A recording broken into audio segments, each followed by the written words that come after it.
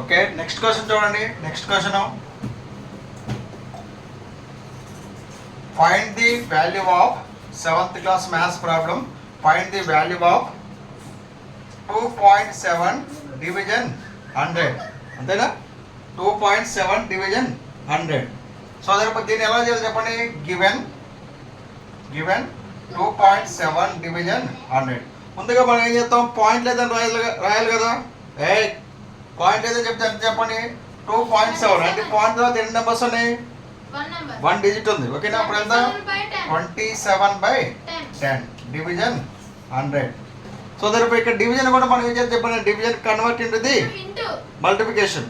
Multiplication అప్పుడు ఇక్కడ ఉన్నట్టు 100 ఏమవుతుంది? ఇక్కడ 1/100 అవుతుంది. So therefore 27/10 into 1/100. So therefore 27 into 1 ఎంత?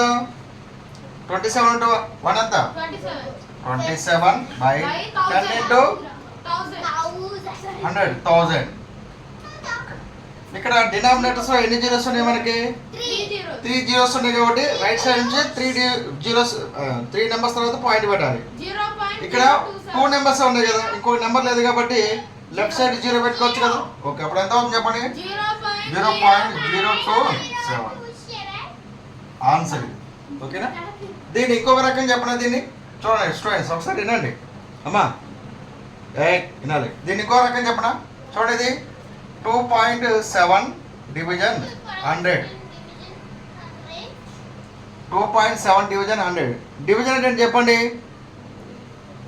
2.7/100 అన్నట్టుగా డివిజన్ అంటే డైరెక్ట్గా. ఓకేనా? 2.7 డివిజన్ 100. ఓకేనా? అంటే ఎంత? 2.7. ఇక్కడ డివిజన్ అంటే డివిజన్ బై 100 అన్నట్టుగా ఇదేగా.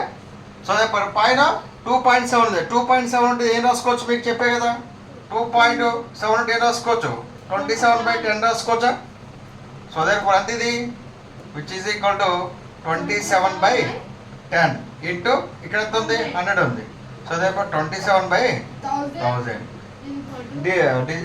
డినామినేటర్స్ ఎన్ని జీరోస్ ఉన్నాయి? 3 జీరోస్ ఉన్నాయి కాబట్టి 3 నెంబర్స్ తర్వాత పాయింట్ పెడితే 0.027. ఇది ఆన్సర్. ఇట్లా కూడా చేసుకోవచ్చు. లేదంటే మీరు ఈ ప్రాసెస్ ఫాలో అవుతున్నారు కాబట్టి ఇదే రాసుకోండి మీరు. ఓకేనా?